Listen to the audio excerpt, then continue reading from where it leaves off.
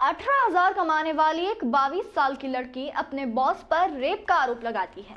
दावा करती है कि उसके साथ 6 महीने में 4 बार बलात्कार हुआ। उसके पेट में 22 हफ्ते का भ्रूण भी था, जिसके बाद कंपनी के मालिक को जेल भी हुई। लेकिन जब लड़की की हकीकत सामने आई तो हर कोई चौंक गया। नमस्कार, मैं हूं अनीशा और आप देख रहे हैं P24 न्यूज। दरअसल ये कहानी है दिल्ली और गाजियाबाद की, जिसमें करीब 5 किरदार हैं। नंबर 1, रेप पीड़िता। नंबर 2, रेप का आरोपी बॉस। नंबर 3 पुलिसकर्मी। दरअसल दिल्ली के बुराड़ी की रहने वाली एक 22 साल की युवती गाजियाबाद की लॉजिस्टिक कंपनी में काम करती थी। एक दिन उसने बुराड़ी थाने में जाकर अपने बॉस के खिलाफ एफआईआर दर्ज करवाई।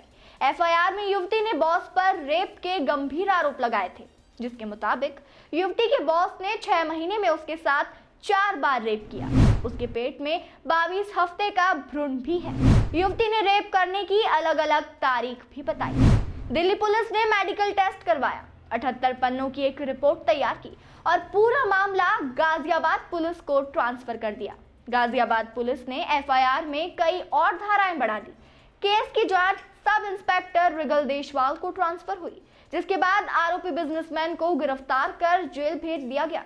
हालांकि 3 महीने बाद ही आरोपी बॉस को इलाहाबाद हाई कोर्ट से बेल मिल गई।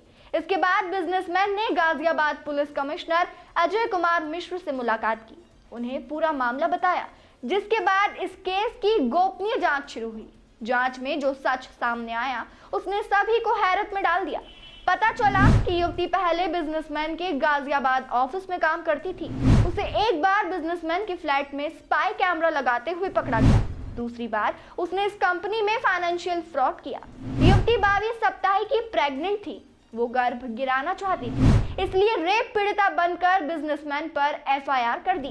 दरअसल युवती एक तीर से 3 निशाने लगाना चाहती थी।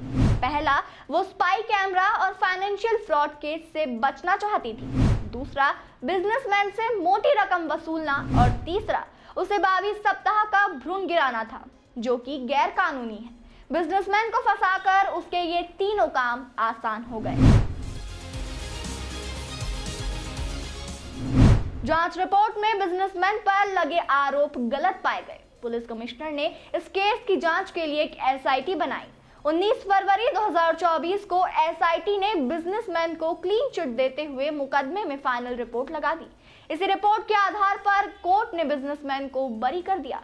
जांच में ये भी सामने आया कि युवती एक्सटॉर्शन गैंग चलाती है। इसमें उसके परिवार की भी भूमिका थी। इस मामले में युवती के मां, पिता और भाई को गिरफ्तार कर जेल भेज दिया गया है। इस केस में 3 पुलिसकर्मियों पर भी गंभीर आरोप लगे हैं।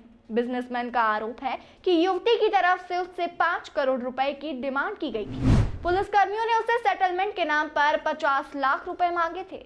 बिजनेसमैन का यह भी आरोप है कि जेल में रहने के दौरान उनकी पत्नी से अलग अलग वक्त पर 32 लाख रुपए वसूले गए। अब पीड़ित ने इन पुलिसकर्मियों पर लीगल एक्शन के लिए कोर्ट जाने की बात कही है।